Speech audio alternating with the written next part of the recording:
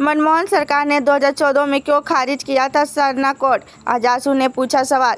आजासू party ने कांग्रेस और Jharkhand Mukti Morcha JMM पर सरना कोड और पैसे कानून के मुद्दे पर झारखंड की जनता को गुमराह करने का आरोप लगाया। गुरुवार को पार्टी के केंद्रीय कार्यालय में आयोजित प्रेस वार्ता में मुख्य प्रवक्ता डॉक्टर देवशरण भगत और झारखंड आंदोलनकारी प्रवीण प्रभाकर ने कहा कि कांग्रेस झुमोमो को यह बताना चाहिए कि 2014 में यूपीए की मनमोहन सरकार ने सरना कोड की मांग को क्यों खारिज किया था। आदिवासी के अधिकारी को खिलवाड़ और आरोप डॉक्टर भगत ने कहा है कि मौजूद राज्य सरकार पैसा कानून और पूरा तरह से लागू करने की कतराती है और आदिवासी को अधिकारों को साथ खिलवाड़ कर रही है। उन्होंने बताया कि आजासू ने हमेशा आदिवासियों को पहचान, संस्कृति और अधिकारों के लिए संघर्ष किया। 1999 में आजासू के प्रयासों को तत्कालीन गृह मंत्री लाल कृष्ण आडवाणी के साथ वार्ता का झारखंड राज्य निर्माण का रास्ता खुला, जबकि 1993 में कांग्रेस झुमोमो का झारखंड आंदोलन की सौदेबाजी कर अलग राज्य से गठन का टाल दिया था। झारखंड हजारीबाग में यह बिरहोर बेटियों ने रचा इतिहास। मैट्रिक में प्रथम श्रेणी हासिल कर बनी प्रेरणा। झारखंड एकेडमिक काउंसिल जैक ने मैट्रिक परीक्षा का परिणाम जारी कर दिया। इस बार के नतीजों में कई रिकॉर्ड तोड़े। चंपारण प्रखंड के वन क्षेत्र में बसे छोटे से गांव के जमुनिया यात्री में गुरुवार को उत्साह का माहौल था। आदमी बिरहोर समुदाय की बेटियां किरण कुमारी पिता रोहन बिरहोर और जन्मा कुमारी पिता विष्णु रोहर ने मैट्रिक परीक्षा में शानदार प्रदर्शन किया। किरण ने 409 अंक लगभग 80% और चनवा ने 332 अंक लगभग 66 हासिल कर प्रथम श्रेणी उत्तीर्णता प्राप्त की। एटीएम से पैसे निकालने गए 2 लोगों को ठगों ने बनाया शिकार, लूट लिया 90,000 रुपए।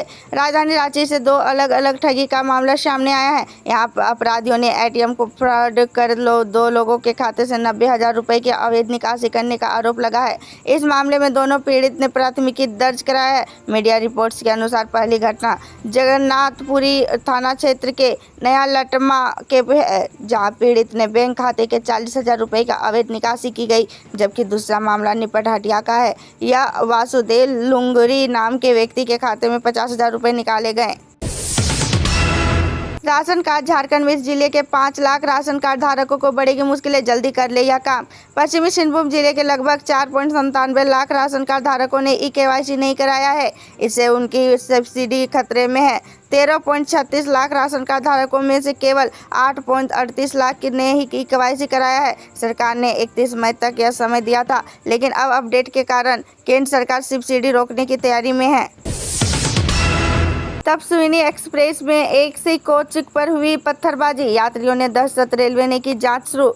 चक्रधरपुर रेल मंडल के राउरकेला स्टेशन पर तपस्विनी एक्सप्रेस पर अज्ञात लोगों ने पत्थरबाजी की, जिसमें यात्रियों को दहशत फैल गई। कलुंगा स्टेशन के पास हुई यह घटना एसी कोच के शीशा टूट गया, जिससे यात्रियों को मानसिक आघात पहुंचा। झारसुगुडा स्टेशन पर अधिकारियों ने जांच की। रेलवे क्षेत्र में लगातार हो रही पत्थरबाजी की घटनाओं पर यात्रियों में डर का माहौल है। केशव महतो कमलेश के हाथों से निकल जाएगा झारखंड कांग्रेस की कामना। 16 अगस्त 2024 को झारखंड कांग्रेस के संगठन में बड़ा बदलाव किया गया था। राशन ठाकुर के हाथ में कांग्रेस के कमान लेकर उस केशव महतो कमलेश के हाथों पर सौंप दी गई थी।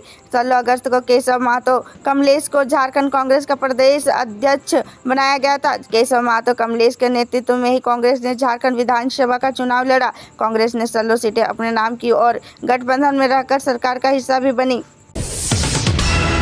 बोकारो विधायक का अब एसडीओ को नोटिस, तो पैन कार्ड मामले में बुरी तरह से फंसी श्वेता सिंह।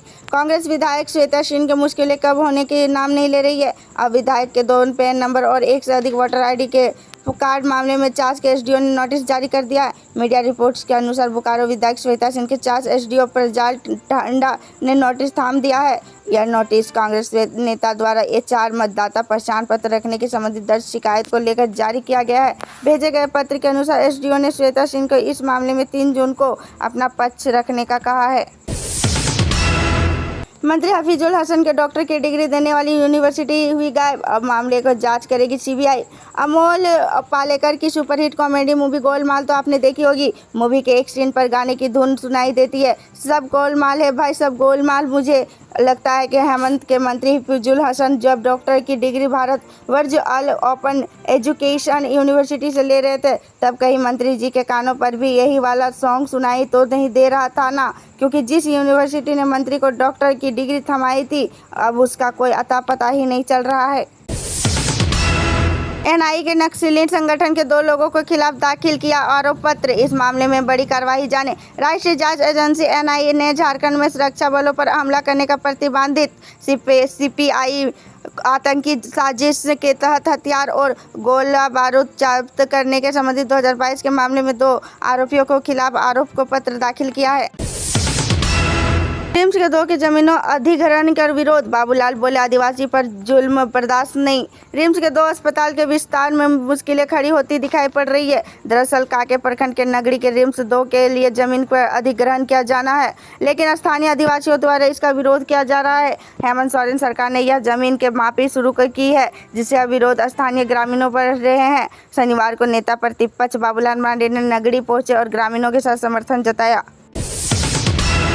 झारखंड में कोरोना के 3 एक्टिव मरीज। हेल्थ विभाग के संक्रमण को लेकर जारी की एडवाइजरी। झारखंड के एक्टिव कोरोना मरीजों की संख्या 3 हो गई है। शुक्रवार को कोरोना संक्रमित 2 नए मरीजों को मिलने के बाद एक्टिव मरीजों की संख्या 3 हो गई है। रिम्स में मो अलीम नाम के 60 वर्षीय व्यक्ति जांच के बाद कोरोना संक्रमित पाए गए। वहीं सीएचसी पीएचसी में 15 मरीजों के जाँच में 1 व्यक्ति कोविड पॉजिटिव पाया गया। सिविल सर्जन ने बताया कि रांची के कोरोना के 3 एक्टिव मरीज है। जानकारी मिली है कि रिम्स के ट्रामा सेंटर में इलाजरत 60 वर्षीय मो अली को हालत गंभीर है। उनका अन्य मरीजों को अलग रखकर उनका इलाज किया जा रहा है।